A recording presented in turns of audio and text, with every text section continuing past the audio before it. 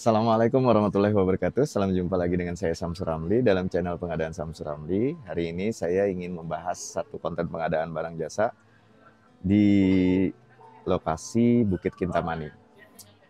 Topik yang ingin saya bahas sekarang adalah terkait dengan e-purchasing, e-katalog konstruksi, di mana masih banyak kesalahpahaman dalam memahami narasi di dalam surat edaran nomor 3 LKPP yang menyebutkan bahwa dalam hal barang jasa yang kita butuhkan itu tersedia di luar katalog, kemudian penyedianya tersedia di dalam luar katalog, maka pengelola pengadaan itu mendorong penyedia-penyedia di luar katalog untuk masuk dalam katalog.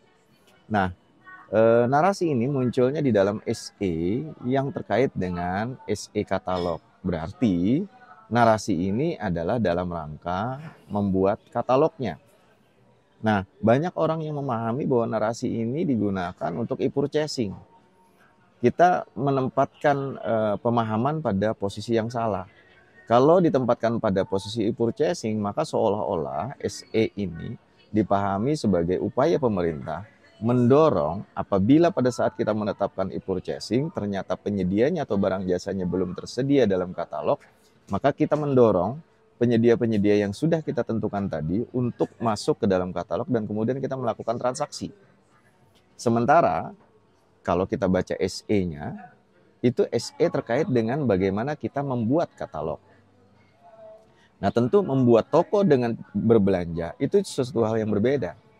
E-katalog sudah disebutkan sebagai alat untuk mendeteksi atau untuk mendukung penetapan apakah ini dilakukan e-purchasing atau tidak.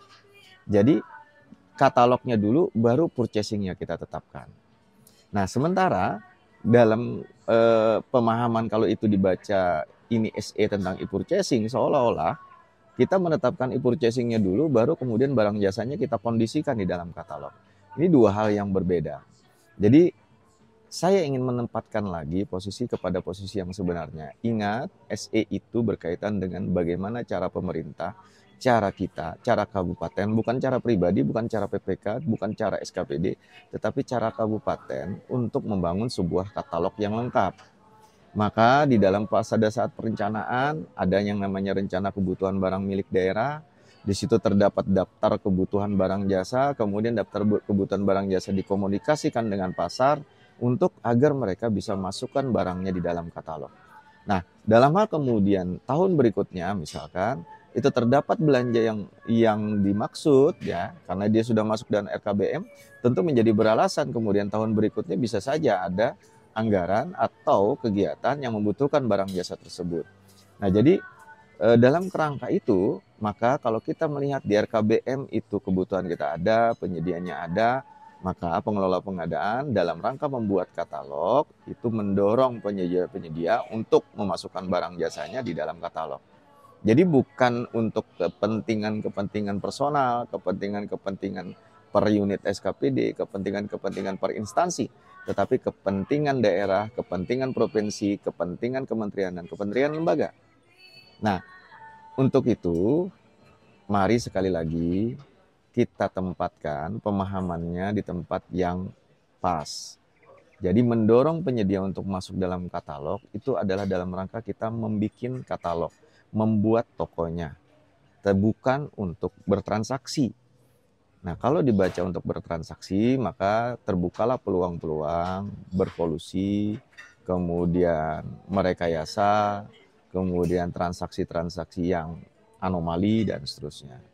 Demikian, mudah-mudahan ini menjadi pemahaman bersama.